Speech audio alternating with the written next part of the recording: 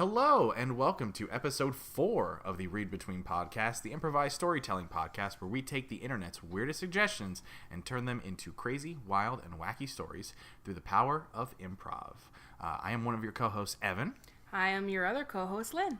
And we're here with episode 4. Episode 4. Can you believe it? Here we are at episode 4.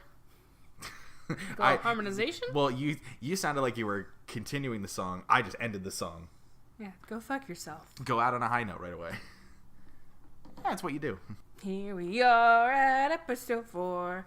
Evan can't smush my spirit. Go fuck yourself. I mean, is that part really necessary? Yes. Well, that's not nice. I love you. I love you. Yeah. Okay, fine. And this is the episode where we awkwardly break up with one another and talk about it for an hour. Yeah, this is the episode where we tell the story of how we broke up.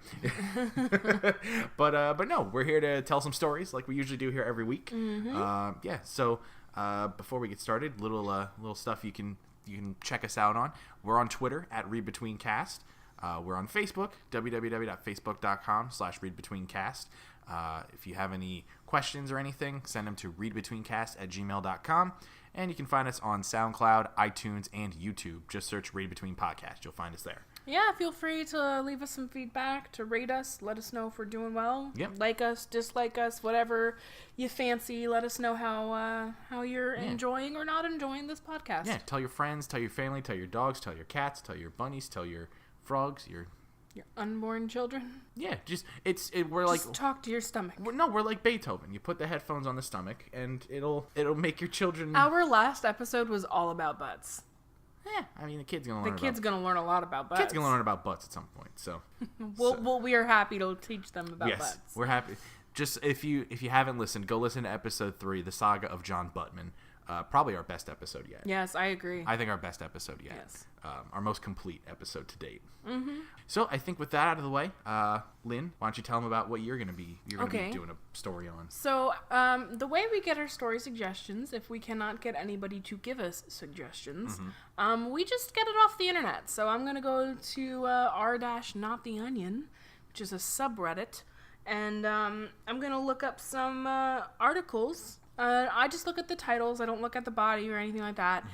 Just to give us some ideas of stories we can tell. So I'm opening up the Reddit app.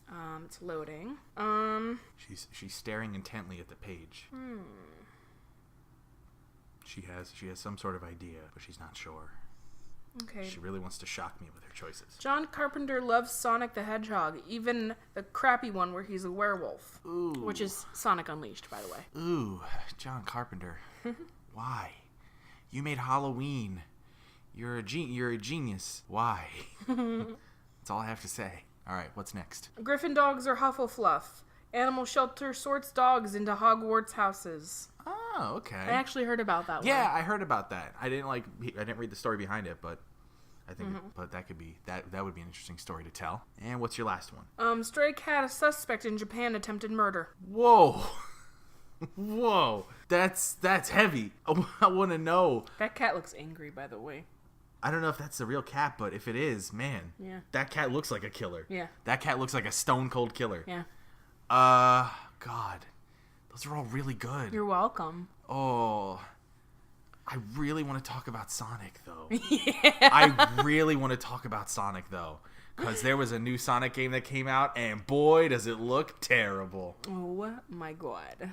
So, should we talk about John Carpenter's relationship with Sonic? Sure. We're going to tell that fan fiction. John Carpenter. John Carpenter Sonic fan fiction. Oh, hell yeah. Oh, God. The Sonic the Hedgehog Twitter's going to have a field day over this one. Oh, like they listen. You never know. If at Sonic the Hedgehog on Twitter, if you're listening, please give us a sign. Give us a sign. Give us a sign from above. Don't send me a copy of Sonic Forces, though. I don't want to play it. Send me a copy of Sonic Forces. I will gladly play I'll take a code of Sonic Mania. No, not the good one. You don't get good things. I think, okay. You don't get good things. No. Good things don't happen in this world, Good things don't happen in the world of Sonic the Hedgehog. So, should we tell this story now? Let's just tell Carpenter? The story. Okay. So, as most of you know, John Carpenter, esteemed director, filmmaker, created Halloween back in the back in the 80s, I think it was. Yeah. I think it was 80s. Yeah. Created the Halloween franchise. Well-renowned horror director, well-known composer as well. And yeah, his love for Sonic actually knows no bounds. Oh yeah, you should see his room. His room is Sonic Blue with all of the Sonic posters. And then just a bunch of Sonic collectible items. You know, Sonic, when he goes to bed, he wears Sonic onesies. He wears Sonic slippers. And the Sonic slippers, we must say, are pretty much just slippers in the shape of Sonic shoes, which are those weird, like, triangular shoes that are red and white, which I don't understand how anybody could walk around in those. Are they triangular? Yeah, they're like triangular. They look like triangles. I thought they were like sneakers. The thing is, I don't know with hedgehog feet, which obviously are pretty small. Let's just look at Sonic the Hedgehog. This is great. This is great for the people watching. Yeah, like look at his feet. They're like it's like sneakers with a strap over it. Yeah, but they look like his feet are like triangular. Right. For the sake of argumenting. They are triangles. They are yes. Okay. You know, his comforter, Sonic. Yep. He's even got like an old tube TV in his room, right? That is shaped like Sonic's head, only where the eyeballs and where the eyes are supposed to be, it's the screen. Oh, okay. So he's pretty decked small out. Screens. I know, right? But Sonic, well, in order to play the games, you have to look into Sonic's eyes. Yes. You're pretty much just looking at him and just... I want to let you guys know right now that because of the way our mic is set up, we have to like put our arms around one another. That was too intimate of a moment talking about Sonic. I just wanted to... Okay, this is weird. I gotta go fast. Okay, go fast over there. Go fast away from my face. I gotta go fast too. Fast the fuck out of here. But also, his love for Sonic extends outside of his room. He actually named his children Tails, Knuckles, and Amy. Amy is the only one that people don't get the reference to. Yep. They just go, oh, okay, that's a normal name. Yep. Until they get to her middle name, which is just straight up Sonic. Yeah. Amy Sonic Carpenter. Yes. All of their middle names are actually Sonic. Yes. He hasn't named a child Sonic yet because he is only saving that name for his chosen child. Yes, obviously. Because actually, John Carpenter has a prophecy in his life that his final born child will be named Sonic. And that child will be the Messiah. And that child will mark the beginning of a new era of Sonic the Hedgehog. And also the new era of the Carpenter family name. Yes. And all children after that point will have to be named Sonic Jr., Sonic the Second, Sonic the Third, Sonic the Fourth, and so on. Yes. And the middle name will still be Sonic. So it'll be Sonic Carpenter. And then the new round of kids, like Sonic the Messiah's children, they're all like the other versions of Sonic. So like Metal Sonic, Chaos, Shadow. Yep. Yeah. Yeah, all the bad versions of Sonic. All the bad versions of Sonic. No, there will never be a Big the Cat, though. No child will ever be Big the Cat. That's just rude. No child should ever be have the title of Big the Cat. But there was one that was named Froggy. There was. That was when he dabbled into it should have been Slippy, but he couldn't. Or Slippy. He couldn't think of the name Slippy because he played Star Fox once and then couldn't remember the name, so he just went with Froggy. So that's how he came up with Froggy was the stepson.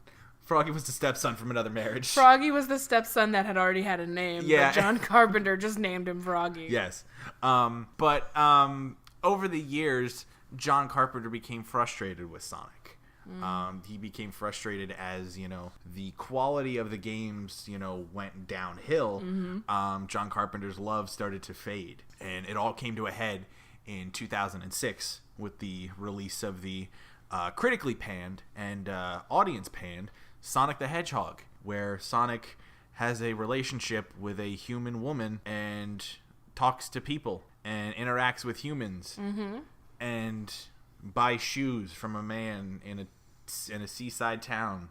I know exactly what you're referencing. Yes. You don't know what I'm referencing? I don't know what he's referencing. You've never heard of Sonic 06, the terrible Sonic game? No. You watched I've heard of it, but I don't remember any of that happening. Let me just clue you in. It's the worst Sonic game ever made. Don't ever touch it. Don't ever play it. If you get near it, your gaming life will crumble before you. I want to play it now. You don't want to play it.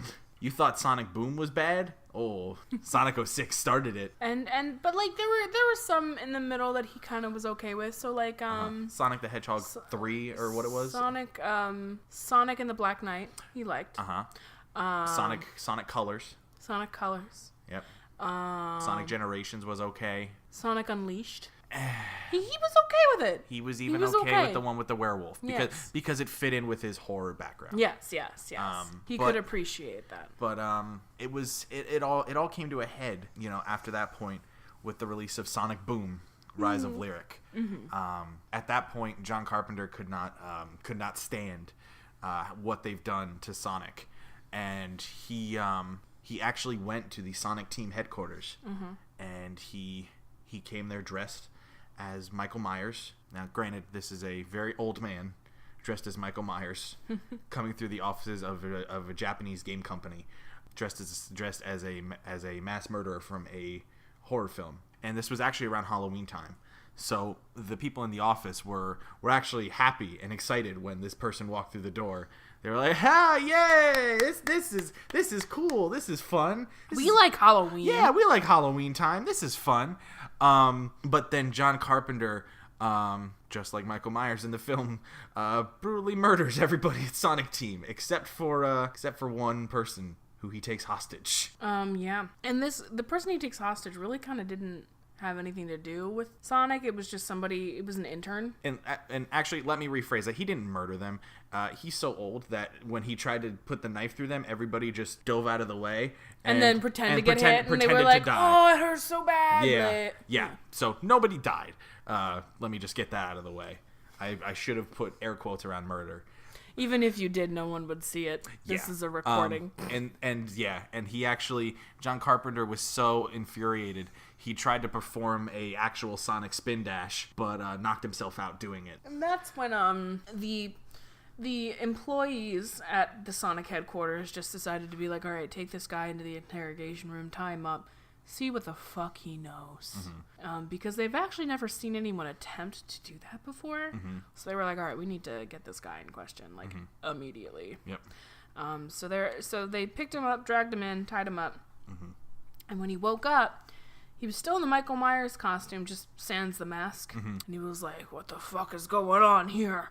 What's going on?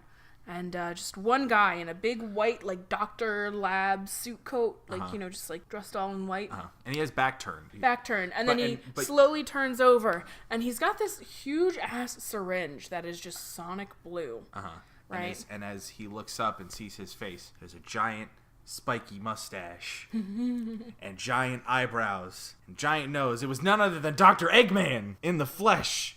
I don't know what Dr. Eggman sounds like, so can you help me out with that for a moment? Yeah, Sonic. Yeah. Oh, kind of like an old bad man, say? Not really, but more like, ha ha, Sonic. It kind of like, I don't know. Okay, I'm not getting it, but okay. Mr. Carpenter, it seems you've tried to infiltrate our headquarters. I have no idea what you mean. You tried to spin dash on these employees, and you broke your neck. My neck is broken? Well, that explains why everything is sideways right now. Well, here, I have a syringe that can help with that. And he sticks a syringe in his neck and brings his neck back to life, pretty much. But then, when he does that, John Carpenter feels something hot around his neck. And his veins start to turn blue. Yeah. And then the next thing you know, it's not just his veins, it's his skin. His skin is this patchy Sonic blue. And he looks down at his feet, and his feet are hedgehog shaped. And all of a sudden, he's like, oh no, what's happening to me? Chili dogs! I was literally just about to say, I have a sudden urge for chili dogs. Oh, you beat me to it. Damn it. So he goes, what's happening to me? Chili dogs!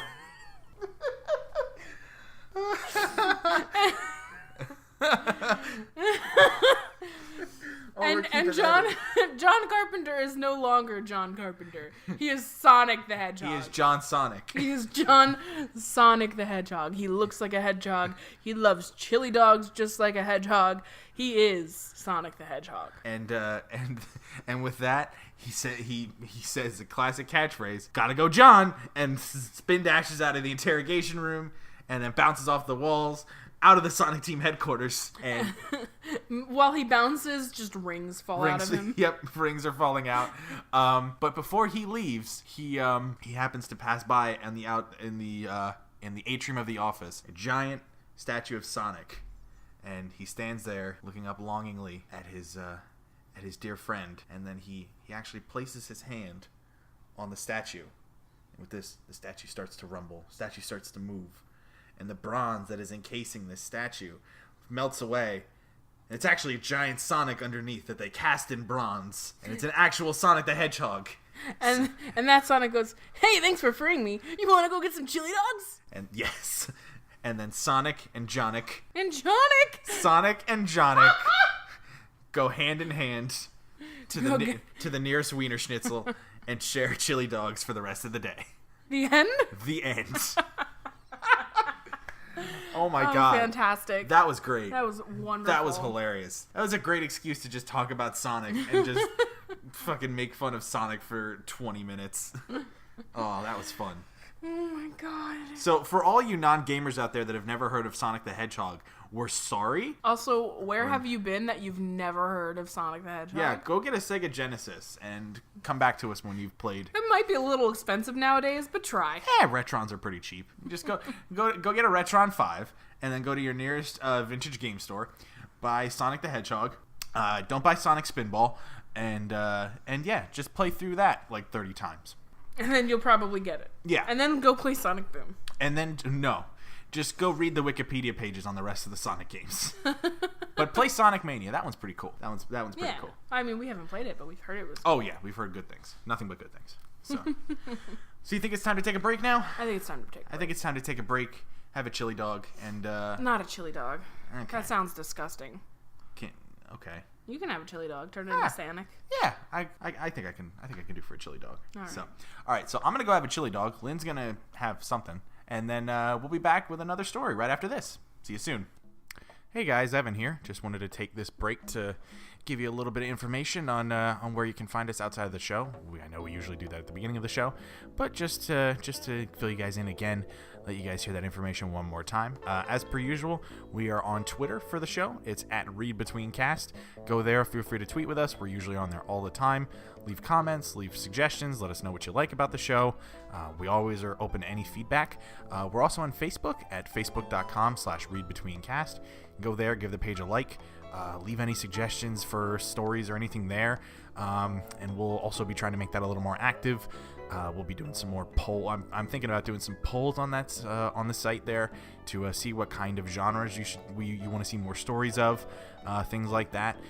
Also, if you have any suggestions of stories that you have, or even if it's a title of a story, a basic plot of something you want to hear a story about, feel free to send it to us via email, which is readbetweencast@gmail.com. And you can send us any sort of longer comments or things that you want to tell us about the show. Feel free to send them there.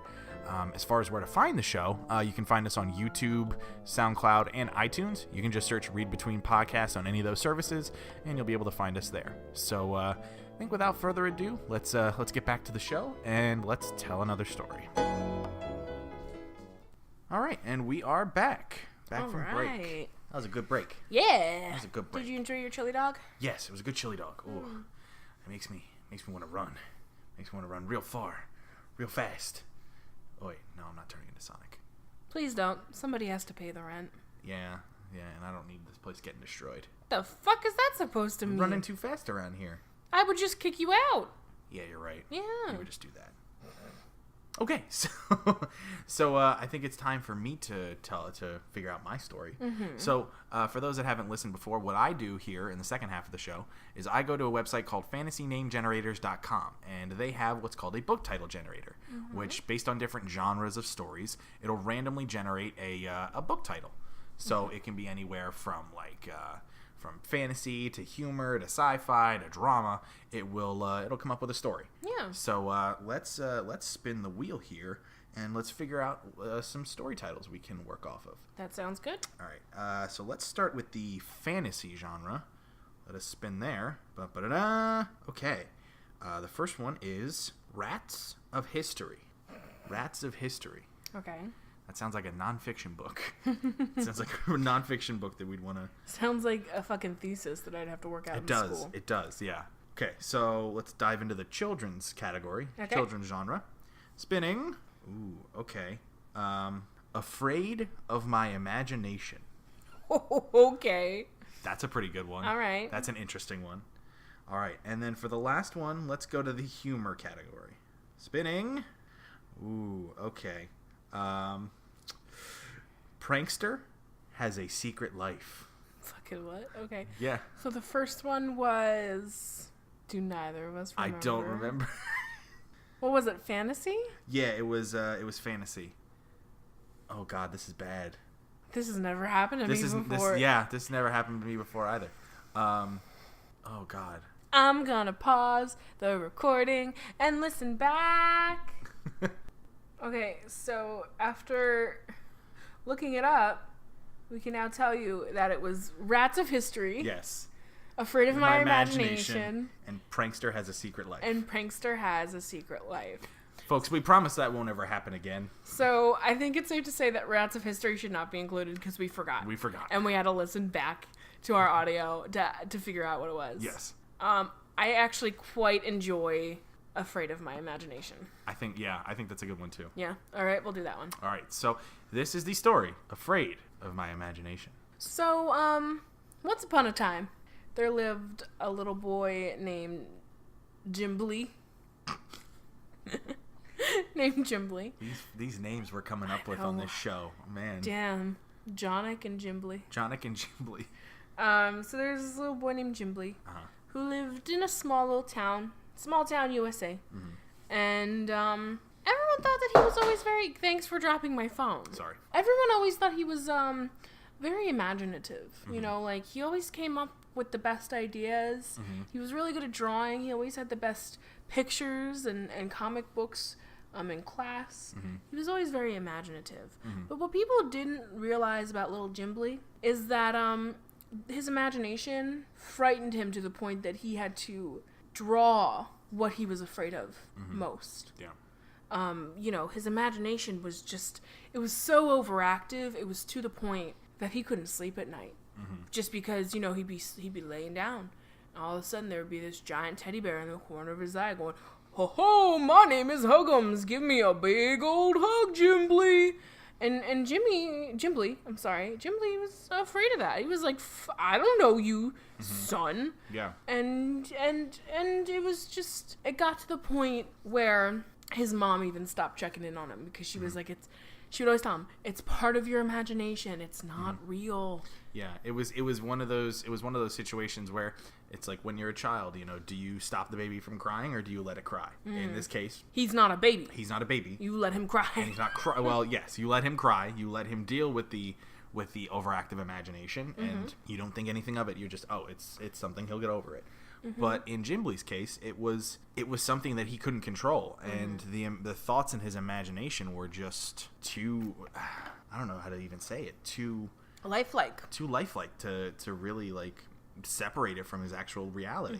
And that was the part that was very difficult for him. Yeah, I mean, his imagination was so lifelike, that's what he walked around in. People didn't realize that when Jimbly was talking to you, it wasn't just Jimbly. It was Huggums the bear. It was Bargy the ballerina. It was, it was Flippy the frog. Nobody knew. Yeah. Nobody knew. And there were people at the school that tried to help. You know, he had a guidance counselor, Mrs. Shields, that was very much wanting to help Jimbly, but she didn't know how. She would bring him in and she would ask him about these visions that he would see, but a lot of times he would just kind of shut down when he was confronted about it. When anybody asked him about it, he didn't want to talk about it. It hurt too much to deal with. And that's why he started drawing.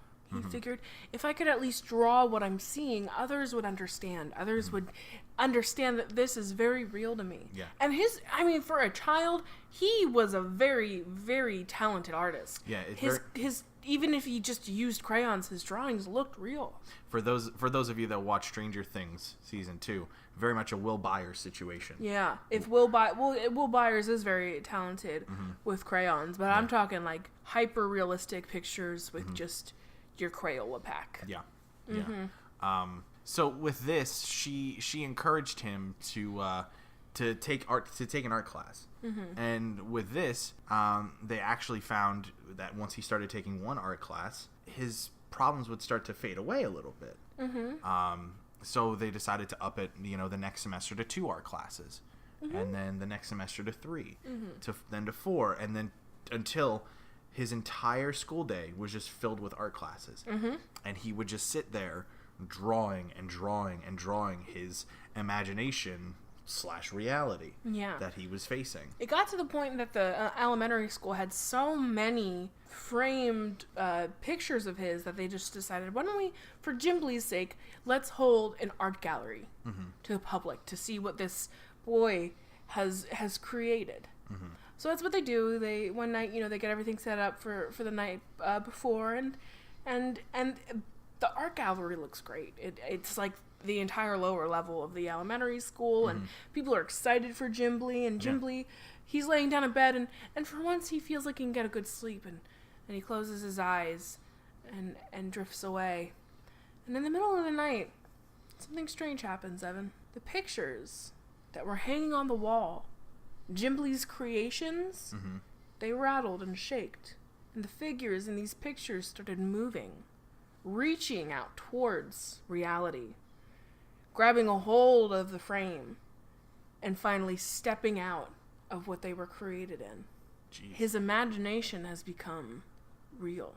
So this is like a night at the museum type scenario. Yeah, only when sunlight comes, they ain't gonna go back in their pictures. Oof. So Jimbly gets his night's sleep, but he's suddenly awoken at 5 a.m. with a frantic knock on his door from his mom. She's just screaming, Jimbly, get up! We need to get out of here! We need to go to the school! And of course, he's confused as to why he needs to go to school that early. School doesn't start till 7:30. Yeah. He's really confused. So he gets dressed, he hops up, he goes out into the hallway, and as he looks down the stairs, because his room is right at the top of the stairs in their house, he sees downstairs there's men in suits, just 5 men in suits right outside their front door, and he's very confused as to what's going on. He has no idea what happened. So Jimbly shuffles downstairs, kind of half-dressed, still looking a little rough in the morning.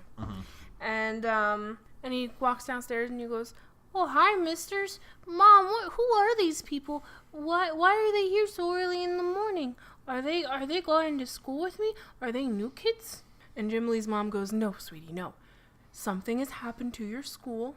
Do not be alarmed. But it seems as if your imagination was too imaginative." And one of the agents comes up to Jimbly and very sternly but very directly explains to him, "Look, kid, whatever you did to those paintings, whatever you did to them, they're now real, and they're now terrorizing the town. We have no idea how to stop this. You're the only one. We need your help." And Jimbly goes, "Well, I don't know, sirs. I don't really know how I could be of help because I'm afraid of them too. That's why I started drawing. Everyone encouraged me to draw because it kept my imagination away. And now I'm being told that everybody else is upset and crying over my drawings.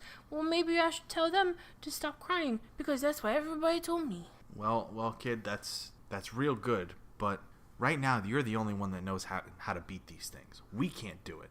We don't know what we're doing. This is way out of our league. You made these things. You must know how to defeat them." And Jimbly thought for a moment, really hard. He thought back to all the teasing that happened and his mom telling him just to go back to sleep. It was his imagination. His problems are now facing him head on, and he needs to figure this out. So Jimbly goes, "Sirs, I appreciate you coming over here and telling me all this information. I need to go to work. I need to draw the best drawing I've ever drawn before." And with that, he heads back upstairs. And he takes out all of his art supplies, all the paints, all the canvases, all the paper he has. all the tape, all of the glue, and he just starts combining and drawing frantically. It took him like a day and a half. Mm-hmm. So like, and this whole time he was awake. He was awake for a day and a half straight. Yep.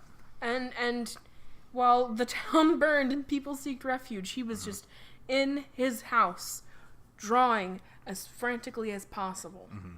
And when he emerged, he came out with the largest picture anybody has ever seen. I mean, like, it took a while to get this out of the house. It was as big as a wall. It was just a landscape. Yeah. So Jimbly goes outside, and he first sees Huggums the bear. And Huggums goes up to, "Oh, hey, kid, are you ready for that hug?"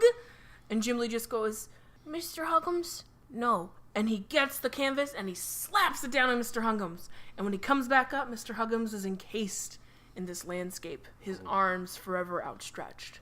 So there he goes. He goes on to the next one. He goes to Barge, I think. Bargy, the ballerina. And as she pirouettes, he catches her and slaps against her. And there she was, pirouetting in the landscape next to Huggums the bear. So he keeps just doing this over and over again until he has all of his creative beings. Anything that he's created, anything that was let loose, he slaps it in this landscape until it looks like a happy family portrait. But there was one thing in his imagination that was too big to contain in that one painting. And what was that, Evan? That was a dinosaur. It was a giant T-Rex that he had thought about. Him and his family went to the Museum of Natural History a few weeks before that, and and he saw this dinosaur, and it was this big, big T-Rex. He was super scared of it, and he couldn't get it out of his head. It had been stuck in his imagination for weeks. And this was the final test for Jimbly. This was the final test to get over his imagination. And while that landscape picture was too small to contain it, he had one more picture that he had up his arsenal. And what was that? He had to go home, and he had to take a nap first, because in order for it to work, as we know, once you fall asleep, your imagination comes to life. The bottom drawer of his desk, he'd drawn a picture of a giant robot. Okay. Giant mech robot. Because he loved robots. He loved big things. Obviously, because of the T-Rex. The T-Rex. And he fell asleep, and he thought really, really hard. And when he woke up, he looked out his window, and this giant 30-foot mech robot was standing outside with its arm outstretched, its hand waiting for Jimbly to jump into it and bring it inside. So with that, Jimbly got in his mech, went out to the field, and went head to head with his final test. It was a hard battle, to say the least. Jimbly, although he had a lot in his arsenal in this giant robot, this T-Rex just did not want to go down. It was created, and it basically was like, I'm here, and I'm here to stay. Yeah. And the townspeople, they were still seeking refuge. They couldn't leave. What would happen to their house, their loved ones if they left? Yeah, the FBI agents were trying their best to keep people calm, keep people, contained, and the situation under control as best they could. But after a while, there was nothing they could do. They just had to let this run its course. Yeah, and Jimbly, the only one brave enough to fight his own imagination. It took so long, but finally, he found that this T-Rex was ticklish. Ticklish right under that good old tiny armpit. And so with that, all he had to do was just wait for the opportunity. So the T-Rex went for a big swipe, threw his arm up in the air, was ready to bring it down, and as the arm went up, the mech hand, ever so swiftly, right into the armpit of the T-Rex, and just began to tickle as hard as it possibly could, as hard as it could. And the T-Rex at first tried to fight it, trying so hard not to react at all, but in the end just couldn't contain itself and dropped to the ground and just began laughing uncontrollably and crying from laughing, and was eventually subdued by the tickling. And when it was down on the ground, it was just small enough to be able to fit into the entire length of the photo that Jimbly had created earlier. And with that, the mech picked up the photo, held it up, dropped it down on the T-Rex, creating the last piece of his imagination's artwork. So the next couple months were tough. Mm-hmm. It was all about repairing what was broken, bringing life back to the way it was. But Jimbly was now the hero of his small town in the U.S. of A. Yep. And he didn't have to go to school anymore. His main job now was just to be the protector of the city. Mm-hmm. So with that, in his giant mech, he hung that great picture of all of his imaginative friends to remind himself that yes, you can be afraid of your imagination, but you can also overcome your fears. That was a great story. The end. That was a great that was a very empowering story. There you go. That felt really good. I hope that made you feel good on your insides. Yeah, that's a good way. That's a good way to start the week. You go. A good empowering story to make you realize, hell, I can overcome anything. Yeah. Yeah, that's what we do here. We make you laugh. We make you smile. We make you think. We also shamelessly plug. Evan, do you want to start us off? Yeah, that's a good idea. So I am on Twitter. If you look me up, I am at _Williamson93. That's a mouthful of a Twitter handle, but we gotta get you a new one, buddy. Yeah, I gotta find a new one. But you can find me there. Shoot me some tweets. Let me know how we're doing. Let me know how I'm doing. And yeah, that's a fun place to find me. Also, I do improv comedy here in the Bethlehem, Pennsylvania area. I perform with a team called Family Laundry on the second and fourth Saturday of every month at Steel Stacks in Bethlehem. It's part of the Improv Comedy Power Hour. If you want more information on that or any other upcoming comedy shows at Steel Stacks, go to www.steelstacks.org/comedy for more information. And yeah, if you're in the Allentown, Pennsylvania area, tomorrow, November 14th, if I'm correct, there is a show called the Improv Comedy Bar Brawl, not Par Brawl, it's not golf, the Improv Comedy Bar Brawl, where it's a bunch of sketch and improv comedy teams coming together, doing some fun stuff. So if you want to check it out, it's at 8 p.m. tomorrow night, Tuesday, and you can look up more information on Improv in the Lehigh Valley, which is on Facebook. Just search that and you'll find more info. As for me, you can find me on Twitter at Annlyn, AYNNELNN. I tweet a lot, and whenever I do anything on the internet, that's normally where I plug it. So go ahead and follow me there. You can also catch my live streams. I sometimes stream on Twitch.